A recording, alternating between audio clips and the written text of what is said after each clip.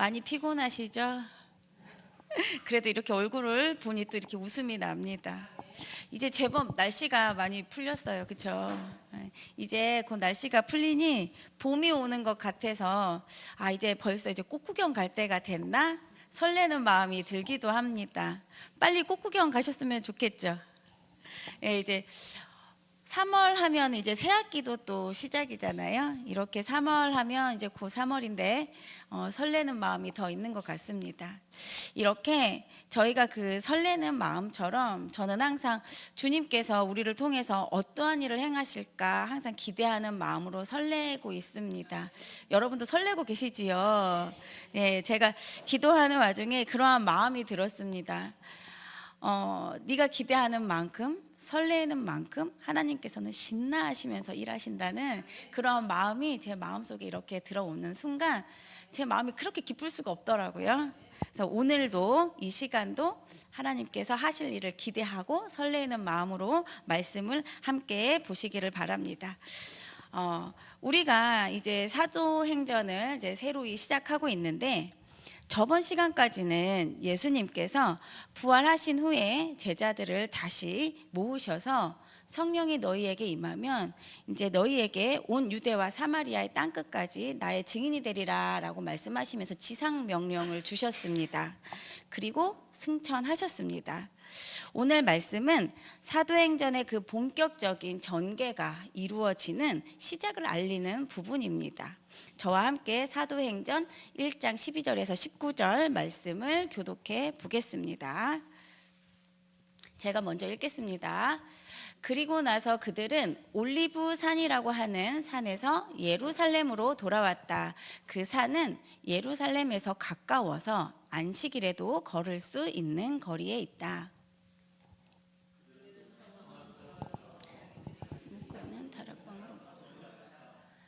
사람들은 베드로와 요한과 야고보와 안드레와 빌립과 도마와 바돌로메와 마테와 알페오의 아들 야고보와 열심당한 시몬과 야고보의 아들 유다였다. 이들은 모두 여자들과 예수의 어머니 마리아와 예수의 동생들과 함께 한 마음으로 기도에 힘썼다. 그 무렵에 신도들이 모였는데 그 수가 120명이었다. 베드로가 그 신도들 가운데 일어서서 말하였다. 형제자매 여러분, 예수님을 잡아간 사람들의 앞잡이가 된 유다에 관하여 성령이 다윗의 입을 빌어 미리 말씀하신 그 성령 말씀이 마땅히 이루어져야만 하였습니다. 그는 우리 가운데 한 사람으로서 이 직무의 한 몫을 맡았습니다. 그런데 이 사람은 불의한 싹으로 밭을 샀습니다. 그러나 그는 거꾸러져서 배가 터지고 창자가 쏟아졌습니다. 이 일은 예루살렘에 사는 모든 주민이 다 알고 있습니다. 그래서 그들은 그 땅을 자기들의 말로 아겔다마라고 하였는데 그것은 피의 땅이라는 뜻입니다. 아멘. 오늘 말씀은 오순절 성령 강림 사건을 중심으로 예루살렘의 초대교회가 설립되는 그러한 장면을 보도하고 있습니다. 오늘 말씀을 크게 두 부분으로 나누어 보면 12절에서 14절의 말씀은 예수님이 예수님의 명령에 따라 성령이 오심을 기다리며 합심하여서 기도하는 모습을 보여줍니다. 그리고 15절부터 19절의 내용에서는 예수님을 배반했던 가룟 유다를 대신할 사도를 선출해야 하는 그 과정과 또 그 배경 이유에 대해서 지금 전해주고 있습니다. 이렇게 큰 두 부분을 좀 연두에 두시고 말씀을 들으시면 더 이해하기 쉬우실 것 같습니다. 12절 말씀을 함께 보시겠습니다. 예수님이 승천하신 모습을 보고 있던 자들은 올리브 산이라고 하는 산에서 예루살렘으로 돌아왔습니다. 이 올리브 산은 개역 성경에 보면은 감람산이라고 이렇게 적혀 있거든요. 저는 감람나무 감람산이라고 하면 우리 안수 집사님이 떠올라요. 우리 안수 집사님이 큐티 시간에 이렇게 감람산에 대한 이야기를 잠깐 언급을 하셨었는데 그 뒤로 제게 그게 더 많은 관심을 갖게 되고 또 이렇게 그 뜻이 무엇인가 자꾸 이렇게 알고 싶어지는 마음이 들더라고요. 그래서 제가 감람나무에 대해서 살짝 언급을 잠깐 해보겠습니다. 감람나무의 그 열매는요, 구약에서는 성막에 등불을 켜는 그러한 사용이 되었고, 또 제사장을 세울 때 기름 부음의 열매로 사용이 되었던 그러한 나무입니다. 기름 부음 하면은 예수님을 기억을 안 할 수가 없지요. 우리가 예수님을 메시아라고도 부르고 그리스도라고도 부릅니다. 예수님께서는 하나님께서 직접 성령의 기름 부음을 받은 자로 참된 왕이심을 뜻하는 메시아, 그리스도 이렇게 말을 하지요. 그 뜻이 바로 기름 부은 자라는 뜻입니다. 또한 감람산 하면 예수님께서 땀방울이 핏방울이 되도록 기도했던 산입니다. 그리고 로마 병사들에게 잡힐 때 거기 그 동산이 겟셋마네 동산이잖아요. 그 겟셋마네 동산이 감람산 나무의 그 기슭에 있는 그러한 동산입니다. 그리고 예수님의 부활하시고 승천하신 그 곳도 바로 감람산입니다. 이렇게 감람산은 하나님의 영광이 머물렀던 중요한 장소였던 거죠. 우리가 이렇게 그냥 올리브산 하고 지나가면 우리가 잘 모르겠지만 관심을 갖고 전체적인 성경의 내용으로 바라보면 이 올리브산, 감람산이 정말 하나님의 영광이 머물렀던 소중한 그런 장소구나라는 것을 중요한 의미를 우리는 느낄 수가 있습니다. 오늘 12절에 보면 제자들은 하나님의 영광이 머무는 곳 올리브산에 예수님의 승천을 바라보는 그 놀라운 은혜의 경험이 있던 올리브산에서 이제 예루살렘으로 돌아왔습니다. 그들은 올리브산에서 예수님의 승천의 그러한 모습을 봤을 때 정말 놀랍기도 하고 혼이 쏙 빠져나갈 정도로 정신을 차릴 수가 없었을 것입니다. 그런데 제자들은 그 은혜에만 머무르지 않았습니다. 그들은 정신을 차리고 예수님께서 말씀하신 그 말씀을 기억했습니다. 어떤 말씀이냐면 1장 4절에 보면 예수님께서 예루살렘을 떠나지 말고 아버지의 약속을 기다리라는 그러한 말씀이 4절에 나와 있습니다. 그래서 제자들은 예수님의 말씀에 곧장 순종을 해서 예루살렘으로 이제 돌아온 거죠. 그런데 우리가 잘 생각해 보시면 예수님께서 십자가에 돌아가시기 전에 제자들에게 본인이 죽으실 것이라는 것을 3번이나 언급했던 일들이 있었습니다. 기억나시죠? 마가복음에 그런 일이 있었었는데 제자들은 그 내용을 3번이나 들었음에도 불구하고 마지막까지 기억을 못했었어요. 그래서 결국 예수님을 배반했었지만 지금은 그 모습이 그들의 행동이 전혀 달라졌습니다. 예수님의 부활하신 그 승천하시는 모습을 본 이들은 이제 변화가 시작되었습니다. 예수님께서 하신 말씀을 기억하고 곧장 순종해서 예루살렘으로 돌아온 것이죠. 이렇게 예수님을 인격적으로 만나면 우리 또한 우리들의 삶도 저절로 변하게 되어 있다는 것입니다. 자, 이제 예루살렘의 성 안으로 들어온 이 제자들은 다락방에 모여 있습니다. 이 다락방의 자리에는 제자들뿐만 아니라 여인들도 함께 있었습니다. 사도행전의 저자는 누가지요. 이 누가는 여성과 아이를 천대하고 남성을 우월시하는 이 고대 시대의 사회 속에서도 여성들을 빼놓지 않고 기록했음을 우리는 알 수가 있어요. 누가는 예수님께서 약자인 여성들에게 가르치시고 고치시고 또 그들을 품으신 마음을 이어받았습니다. 그래서 여인들도 차별 없이 예수님의 제자로 생각하고 함께 그들과 함께 초대교회를 세우는데 세워져 감을 우리들한테 보여주고 있습니다. 이 여인들은 어떤 여인들이었는지 기억을 하실까요? 이 여인들은 계속해서 예수님을 따르던 자들이었습니다. 예수님의 십자가 순환을 곁에서 지켜보았고 예수님의 빈 무덤을 먼저 찾아갔던 자들이 바로 이 여인들이죠. 이 여인들은 남자들 못지않게 초대교회에서 중추적인 그러한 역할을 합니다. 어떠한 차별도 없이 남성과 동등한 위치에서 성령의 오심을 기다리면서 함께 기도에 힘썼다는 사실을 14절 말씀을 보면 우리는 알 수 있습니다. 동생들과 함께 한 마음으로 기도에 힘썼다. 보이시죠? 여인들은 그저 남자들을 돕기 위한 음식을 만들고 봉사하고 희생하기 위해 세워진 것이 아니라 이 당시 때에도 한 마음으로 성령을 받기 위해 힘써서 기도했던 것입니다. 예수님의 진정한 제자들은 이렇게 어떠한 차별도 없이 주님께서 너는 소중하고 귀한 내 것이다 라고 인치신 그 자녀들을 아주 귀하게 형제 자매로 여기는 모습을 우리들에게 보여줍니다.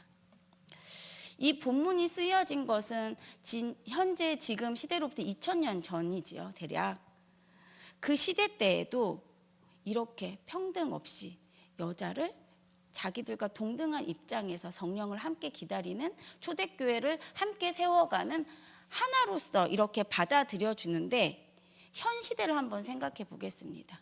2000년 전에도 그렇게 했는데 지금 현재에도 그렇게 하고 있습니까? 우리는 평등함을 주장을 합니다. 평등함을 주장을 넘어서서 동성애자들도 평등하게 대해야 된다고 지금 이렇게 주장을 하고 있는 시대지요. 그런데 이렇게 평등함을 주장하는 우리들이지만 이 평등을 주장하는 것이 과연 정말 진실로 올바른 길의 평등함의 주장인가 생각을 해보아야 합니다. 우리들 마음속 깊은 곳에는 이 뿌리 안에는 나보다 남을 낮게 여기는, 높게 여기는 게 아니라 나보다 낮게 여기는 마음이 깔려 있습니다. 명품백 하나 들지 않으면 은근히 무시하고요. 자기의 명의로 된 이름의 그 집이 없으면 또 깔보고요. 또 학력이 명문대가 아니면 또 웬만한 대기업에 들어갈 수도 없지요. 요즘 시대가. 이렇게 다른 사람을 나보다 낮게 여기면서 자신을 높게 생각하는 시대가 바로 현 시대입니다. 우리 예림이와 가끔 이렇게 TV 프로그램을 보면서 세상을 어떻게 바라봐야 되는지에 대해서 이야기를 하곤 합니다. 내 중심을 어떻게 지키고 살아야 할까? 저도 회사 생활했을 때 이런 일이 있었거든요. 명품의 바람이 불 때가 있었습니다. 그래서 선생님들, 제가 이제 어린이집 교사 일을 했었으니까 선생님들이 한 명씩 이제 명품백을 하나씩 다 구입을 하게 된 거예요. 근데 명품백이 그렇게 적은 금액은 아니잖아요. 월급 이상으로 되는 그러한 금액인데 이제 저는 그거에 관심이 없거든요, 사실은. 그 무슨 명품이 있는지도 사실은 잘 몰라요. 그런데 이제 다 이렇게 명품백을 하나 둘씩 다 들고 오시는데 저만 그냥 일반백, 크로스백 막 이렇게 메고서 이제 출근을 하니까 느껴지는 거예요. 아, 은근히 이렇게 저를 밑으로 깔보는구나.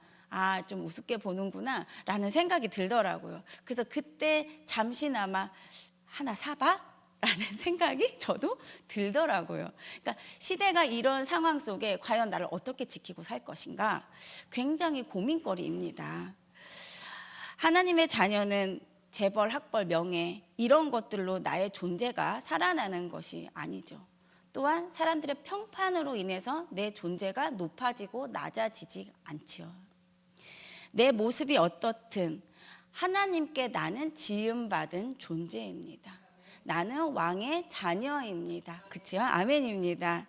그래서 나는 내가 하나님 앞에 얼마나 존귀하게 여겨지고 있는지 하나님께서 너는 나의 자녀라고 인치셨대요. 인치신다는 뜻이 무엇인지 혹시 아십니까? 인치신다는 것은 도장을 쾅 찍는 거예요. 내가 너의 보증이 되어줄게, 내가 너를 책임져 줄게 라는 뜻이거든요. 이 세상은 나를 책임져 주지 않습니다. 이 세상은 오히려 나를 넌 이것도 못해 저것도 못해 비웃어요. 질투해요. 나를 무시해요. 하지만 하나님께서는 내가 너의 든든한 백이야. 너는 나의 왕의 자녀야. 저를 존귀하게 여겨주신다는 거죠. 이 자존감이 내가 이 자존감이 흔들림이 없어야 이 세상을 내가 당당하게 살아갈 수 있고 이 세상 또한 나를 감당하지 못하는 자가 된다는 것입니다. 세상 모두가 다 위아래가 있습니다. 그렇죠? 차별하고 그렇게 대할지라도 여기 있는 우리만큼은 이곳에 누가 오던 어떤 사람이 오던 우리는 다 품어야 할 것입니다. 왜 품어야 됩니까? 그분들이나 저나 낮고 높음이 없습니다. 평등하기 때문에 우리는 다 똑같습니다. 그래서 우리의 눈은 항상 형제, 자매로 바라보아야 할 것입니다. 어쨌든 성령을 기다리는 제자들과 이 여인들은 지금 다락방에 모여 있습니다. 이들이 모여서 함께한 것은 한 마음으로 기도에 힘쓴 것입니다. 이곳에 모인 자들은 과거에 어부도 있었고요, 세리도 있었고요, 또 로마 관료의 출신도 있었고 가난한 어부의 출신도 있었습니다. 이들은 직업, 신분, 살던 방법이 다 달랐습니다. 그런데 이들은 단 한 가지 목표만큼은 같았습니다. 바로 성령을 기다리는 것이었습니다. 이들이 한 마음이 될 수 있었던 것은 바로 모두가 한 목표를 바라보기 있었기 때문에 한 마음이 될 수 있었습니다. 사도행전 2장부터는 우리들에게 이들이 어떻게 한 마음으로 지냈는지를 자세하게 이제 보여줄 거거든요. 앞으로 성전이 모일 때에도 마음을 같이 했다고 적혀 있고 통성으로 기도할 때도 한 마음이었다고 적혀 있습니다. 그리고 사도들의 이적을 본 자들의 마음도 같이 해서 한 마음으로 모이는 데 힘썼다고 앞으로 사도행전에서는 쭉 계속해서 이야기할 것입니다. 이렇듯 이들은 마음을 하나로 모아서 주님만을 쫓는데 열중했습니다. 이렇게 초대교회가 세워지게 된 것입니다. 이렇게 한 마음이 되는 것에서부터 첫 단추를 끼웠다는 것입니다. 혹시 우리 교회의 7가지 비전을 대충이나마 기억하시는 분 계실까요? 1번부터 3번까지가 주 안에서 하나가 되고 화합해서 서로가 함께 세워져 가는 것이 저희의 이 목표 중입니다. 1번부터 3번까지가 다 그 내용이에요. 서로가 한 마음으로 서로 사랑하고 함께 세워져서 함께 나아가자는 내용이거든요. 교회 비전의 가장 중요한 이 3가지가 결국 마음을 하나로 화합하자는 것을 강조하고 있음은 그만큼 한 마음이 얼마나 중요한지 그 중요성을 우리 교회에서 다루고 있는 것입니다. 혹시 이 교회 비전이 낯선 분들은 주보를 좀 보세요.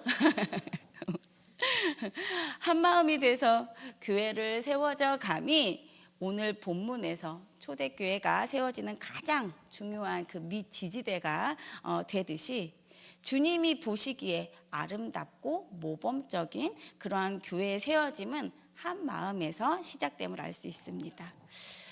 제자들과 또 이 여인들은 대략 20명 정도였습니다. 처음 이들이 한 마음으로 기도할 때에는 20명 정도였지만 15절을 함께 보시면 120명의 부흥이 확 일어납니다.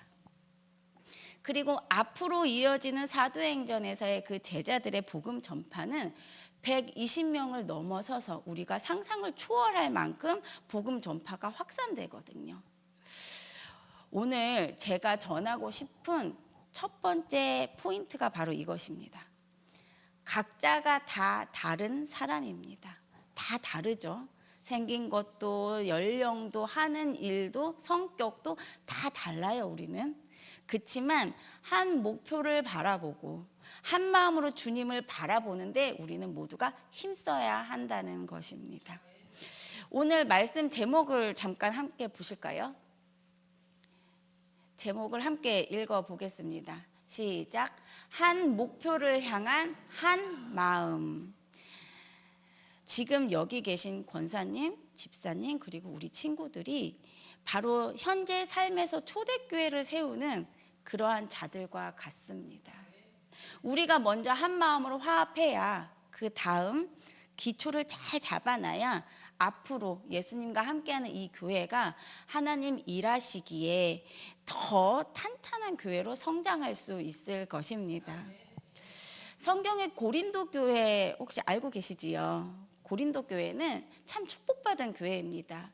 이 고린도 교회의 영적 지도자들이 굉장히 활발하게 이렇게 활동한 사역이 이루어졌던 그런 축복받은 교회인데, 이 고린도 교회에는 어느 교회보다도 영적인 그러한 은사가 많았고 이적들이 많이 나타난 교회입니다. 그럼에도 불구하고 이들은 마음이 나누어지기 시작했습니다. 그래서 이들에게는 분쟁이 일어났었어요. 사람들에게 복음의 전파를 힘써야 하는 이들이 이렇게 마음이 나누어지고 분쟁이 일어나기 시작하니까 오히려 세상 사람들에게 조롱거리가 되는 일이 있었습니다. 그래서 사도 바울은 모든 교회에 편지하면서 항상 하나 될 것을 강조했습니다. 가정이든 교회든 어떤 회사 생활이든 분쟁이 일어난다는 것은 마음이 갈라짐에서부터 시작됩니다. 기억을 하셨으면 좋겠습니다. 우리 가정에서 뭔가가 갈라지기 시작했구나. 뭔가가 언쟁이 일어난다. 좀 뭔가가 조금 분쟁이 일어난다 싶으면 우리 마음이 한 마음이 되지 못했구나. 빨리 깨달으시길 바랍니다. 에베소서 4장 1절부터 3절까지 함께 읽어보았으면 좋겠습니다. 함께 읽어봅니다. 그러므로 주 안에서 갇힌 몸이 된 내가 여러분에게 권합니다. 여러분은 부르심을 받았으니 그 부르심에 합당하게 살아가십시오. 겸손함과 온유함으로 깍듯이 대하십시오. 오래 참음으로써 사랑으로 서로 용납하십시오. 성령이 여러분을 평화의 띠로 묶어서 하나가 되게 해 주신 것을 힘써 지키십시오. 사랑하는 여러분, 예수 그리스도께서 부르심을 받은 우리들은 합당하게 산다는 것, 그것은 바로 성령님께서 평화의 띠로 묶어 놓은 이 평화의 그 평안으로 매는 이 줄을 우리가 합당한 삶으로 지켜내는 것입니다. 그게 하나님께 부르심 받은 우리가 지켜야 할 것입니다. 아무리 교회를 운영하는 그 프로그램이 탁월하고 교회 건물이 훌륭하다고 해도 사랑으로 하나 되지 못하면 부흥도 성장도 일어나는 것이 어렵습니다.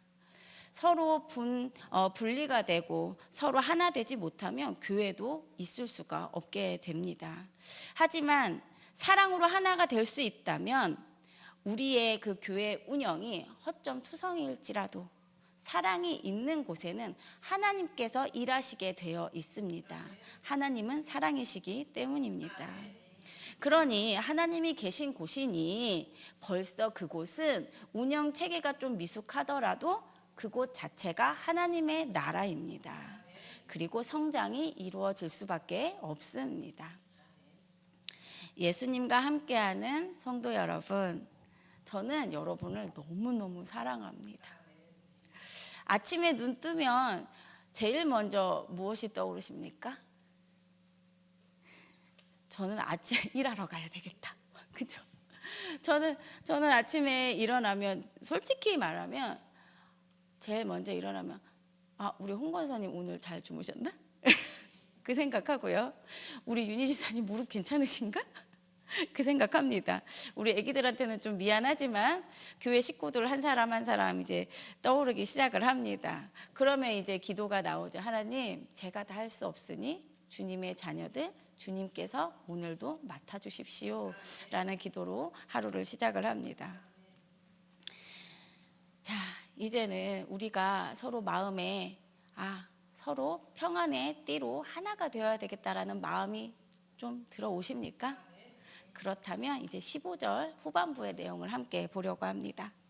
이제 15절부터는 베드로가 가론 유다의 일에 대해서 이야기를 지금 꺼내고 있습니다. 가론 유다는 예수님께 부르심을 받은 제자입니다. 그런데 이 제자임에도 불구하고 왜 이렇게 배반과 죽음의 길로 갔을까? 굉장히 안타깝고 혼란스러운 마음이 들기도 합니다. 아마 제자들도 가슴 안에 가롯 유다에 대한 그 사건이 해결되지 않는 마음으로 남아 있었을 것입니다. 그 부분에 대해서 오늘 베드로가 설명을 하고 있습니다. 베드로는 새로운 사도를 뽑는 상황에서 사도의 반열에서 제외된 가롯 유다에 대해서 충분히 설명할 필요가 있었습니다. 유다에게는 맡겨진 직무가 있었습니다. 유다의 그 직무는 바로 예수님의 제자로서 다른 사람들을 섬기고 봉사하는 일로 주어진 것입니다. 그러나 유다는 어떤 사람이었죠? 돈꾀를 맞는 자였고 예수님의 뜻을 반대하는 말과 행동을 한 자였습니다. 유다는 자신이 맡은 직무를 제대로 감당하지 못한 자였지요. 베드로는 이렇게 예수님을 배반한 자의 그 처참한 끝이 어떠한지 구체적으로 밝히고 있습니다. 그러면서 앞으로 제자들인 우리는, 그리고 새로 뽑힐 제자는, 사도는 절대로 그런 배반자가 되어서는 안 되겠다는 것을 우리들에게 각인시켜주고 있습니다. 시편 41편 1절에서는 다윗이 자신과 가까운 자들이 자신을 배반한 것에 대해서 어떻게 비유를 했냐면, 짐승이 뒷발질하여서 주인을 다치게 한다라는 말로 이렇게 비유를 한 일이 있습니다. 베드로는 가롯 유다가 예수를 배반해서 죽을 것을 다윗을 통해 성령님께서 예언한 것이라고 말하고 있습니다. 그리고 그 예언이 성취된 사건이라고 설명을 합니다. 이 설명을 통해서 유다의 배신은 그저 우연한 일이 아니라 하나님의 섭리에 의한 것이라는 말을 전하고 있는 것입니다. 이렇듯 하나님의 그 절대적 주권에 대해서 믿는 자들에게는 우연이란 없습니다. 우리가 지금 이렇게 얼굴을 대면하고 앉아 있지요. 이것이 우리들의 발걸음이 우연인 것처럼 이곳에 모인 것 같지만 하나님의 섭리 안에서는 우연이 아니라는 것입니다. 태초부터 이 세상 마지막에 이르기까지 모든 일은 하나님의 계획하심과 하나님의 뜻대로 이루어져 가심을 우리는 알아야 합니다. 그렇기 때문에 가롯 유다의 배신은 성경의 예언에 따라서 이루어졌고 예수 그리스도를 통한 그 온 인류에 대한 구원이 성취되었음을 베드로는 이야기를 하고 있습니다. 이 세상의 역사를 보면요, 참 수많은 사건들이 발생을 했지요. 그런데 그러한 역사적인 그 사건들 중에 와, 이런 우연적인 일들이 일어날 수 있을까라는 사건들도 있고, 혹은 인간의 탐욕 때문에 또 야망 때문에 일어난 사건처럼 보이는 것들도 있습니다. 그러나 우리가 성경을 비추어 본다면 이러한 모든 사건들은 우연히 발생하는 일이 아니라는 것이지요. 오늘도 저희가 교회에 오는 길에 우리 광수 형제를 지나가는 길에 만났습니다. 혹시 우리가 찬양 기도회 때 앞에 나와서 이렇게 등치가 좀 있는 친구 기억하실까요? 찬양을 곧잘 하는 친구가 있었는데 그 많은 사람 중에 지나가는 차 안에서 어떻게 그렇게 그 사람이 딱 보이는지, 우연인 것 같지만 하나님의 계획 안에 우연이 아니라는 거죠. 얼마나 반갑던지요, 그 형제를 보는데. 아마 그 형제를 왜 제가 오늘 우연이란 없다 이 말씀을 전하려고 했는데 그 형제를 보니까 하나님 왜 저 형제를 보게 하셨을까라는 생각이 딱 들더라고요. 그러면서 저 형제를 보는 순간 제 마음이 너무 반갑고 기쁜 거예요. 아, 하나님도 우리를 보실 때 이렇게 반가워하시고 기뻐하시겠구나라는 생각이 드니까 더 반가운 거 있죠. 지나가면서 봤는데도 반갑더라고요. 이렇게 하나님의 뜻과 계획에 따라 일어나는 하나님의 섭리, 이 모든 것이 하나님의 섭리라는 것. 그런데 그렇다면 이 가롯 유다는 하나님의 뜻에 따라서 배반하고 죽어야 하는 운명으로 지음받은 것일까요? 여러분의 생각은 어떠세요? 우리가 오해하지 말아야 할 것이 있습니다. 하나님께서는 악한 일까지도 계획하시고 우리들에게 저주를 내리시는 분이 아닙니다. 그치요? 네. 고린도후서 5장 21절에는 하나님은 결코 악을 조정하지도 않으시고 또한 악을 알지도 못하신다고 말씀을 하십니다. 하나님께서는 인간에게 자유의지를 주셨지요. 창세기에서 선과 악을 알게 하는 그 나무의 열매를 따먹으면 정령 죽으리라 라고 말씀해 주셨지만 아담과 하와는 불순종했습니다. 불순종해서 따먹은 것은 아담과 하와의 자유의지에 대한 선택이었습니다. 그 자유의지가 악한 사단을 따르거나 혹은 자신의 탐욕과 욕망에 의한 그 부패를 선택한 것이 그것이 저주의 원인이 되는 것이지 하나님께서 저주받을 것을 미리 계획하시지 않으셨다는 것입니다. 제가 이제 이렇게 상담을 하다 보면은 자신의 고난을 하나님께서 주셨다고 말씀하시는 분이 계세요. 왜 나에게 이런 고난을 주셔서 이렇게 힘들게 하냐고, 차라리 자기를 빨리 데려갔으면 좋겠다 라는 말씀을 하시는 분을 종종 봅니다. 저는 이렇게 하나님을 원망하고 탓하는 소리를 들을 때마다 제 가슴이 철렁 내려앉는 그러한 마음이 듭니다. 요즘 저희가 성경 듣기 할 때 민수기 말씀을 듣고 있지요. 민수기 말씀의 내용이 계속해서 백성들의 원망과 불평에 대해서 지금 언급하고 있습니다. 하나님께서 불평과 원망하고 또 그것에 대해서 그들의 행동에 대해서 하나님은 굉장히 엄격하게 다스리는 모습을 우리는 성경에서 볼 수 있습니다.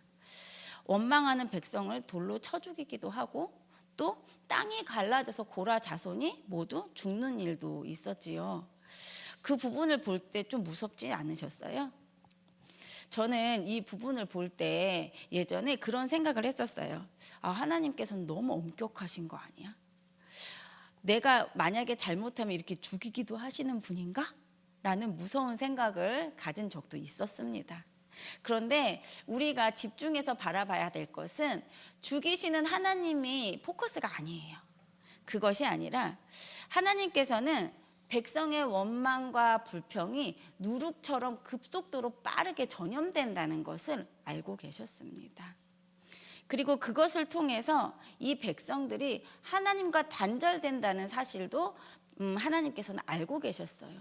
하나님께서는 사랑하는 백성들이 자신과 단절되는 것을 전혀 원치 않으셨어요. 그것을 막고 싶으셨어요.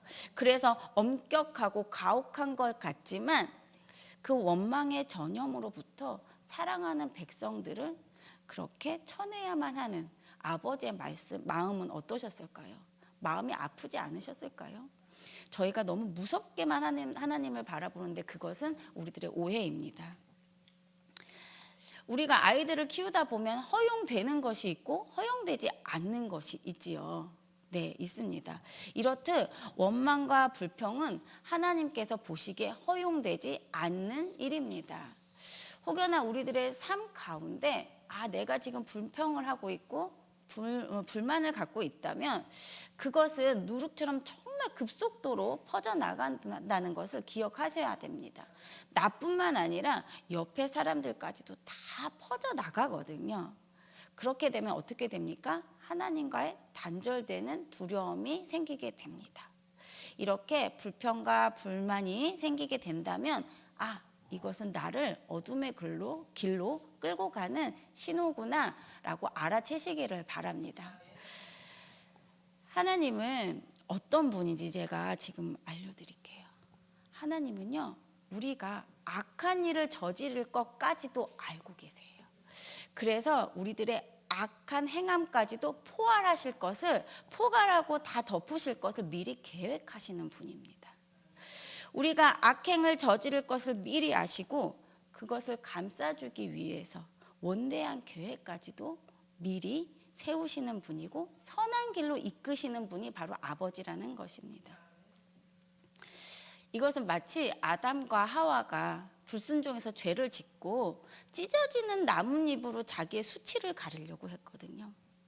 하지만 그들의 수치를 하나님께서는 자신이 직접 가죽옷을 지어서 입히셨습니다.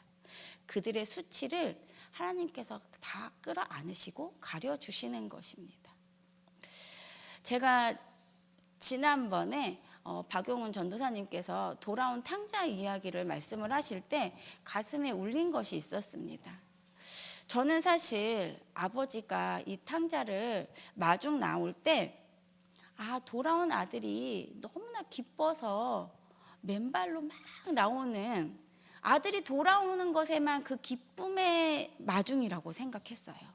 그런데 그것을 뛰어넘어서 그 아버지는 그 아들의 수치를, 다른 사람들의 손가락질 받는 그 수치까지도 아버지가 먼저 덮어주시기 위함으로 달려나왔다는 것을 보고 저는 마음이 너무 웅크랬어요. 아버지가 나의 수치까지도 덮으시기 위해 달려나오신 거구나. 이렇듯 예수님께서는요, 가룟 유다가 이렇게 예수님을 배반하기 직전에 죄에서 돌이키실 기회를 여러 번 주셨습니다. 예수님을 팔기 전에 제자들과의 그 만찬의 자리에서 예수님께서는 미리 너희들 중에 나를 팔 자가 이곳에 함께 있다고 말씀을 해주셨죠. 그리고 가룟 유다에게 떡을 떼어주셨습니다. 그 떡을 떼어주신다는 것은 너와 나의 특별한 관계야, 너와 나의 사랑의 관계야 라는 의미거든요. 떡을 떼어준다는 것은. 그리고 또한 예수님께서는 가룟 유다의 발도 씻겨주시면서 마지막까지 그분의 사랑을 보여주셨습니다. 그럼에도 불구하고 유다는 자신의 그 양심의 가책을 받고 그때라도 돌아왔으면 정말 좋았을 건데 결국은 악한 길로 선택하는 그러한 일을 저지르고 말았지요. 이렇듯 예수님께서는 가룟 유다가 돌아오기를 바라셨어요. 그의 죄까지 끌어안으려고 하셨습니다. 이렇게 볼 때 그렇다면 유다의 죄는 하나님의 계획하심이라고 절대 말할 수가 없는 사건이지요. 유다의 사건은 자신이 선택해서 범죄한 책임의 죽음이었습니다. 우리의 인생 가운데도 잘 적용해 보시기 바랍니다. 우리의 인생 가운데 분명 힘든 고난과 이해할 수 없는 상황들은 누구에게나 다 일어납니다. 그러나 이 모든 것에는 하나님의 그 섭리 안에 있음은 우리가 알아채야 합니다. 일이 어렵게 흘러가더라도 주님께서는 저주를 내려주시는 분이 아니라 나와 함께 하시는 그분은 내가 험한 길을 갈지라도 그 길을 틀어서 선한 길로 바꿔주시는, 그렇게 행하시는 하나님의 뜻을 바라보는 그러한 눈이 열리시기를 예수님의 이름으로 축복합니다. 오늘 말씀을 정리해 보겠습니다. 오늘 말씀은 크게 두 가지입니다. 첫 번째는 우리는 서로 각기 다 다른 사람입니다. 하지만 우리는 주님을 향한 한 목표를 바라봅니다. 아멘이십니까? 아멘입니다. 그 한 목표를 모두가 함께 바라볼 때 우리는 한 마음이 될 수 있습니다. 우리가 사랑으로 한 마음 한 뜻이 되어갈 때 우리는 함께 성장해 나가고 주님의 자녀로 탄탄하게 세워져 갈 수 있습니다. 두 번째입니다. 두 번째 메시지는 하나님께서는 모든 만물의 주관자이십니다. 세상에 우연히 일어나는 일 같지만 우연이 아니라 이 세상의 모든 일들은 하나님의 계획하심과 섭리에 의해 이루어지고 있음을 기억하시기 바랍니다.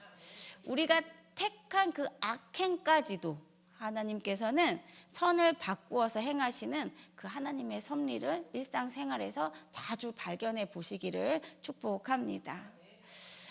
이 시간 우리가 함께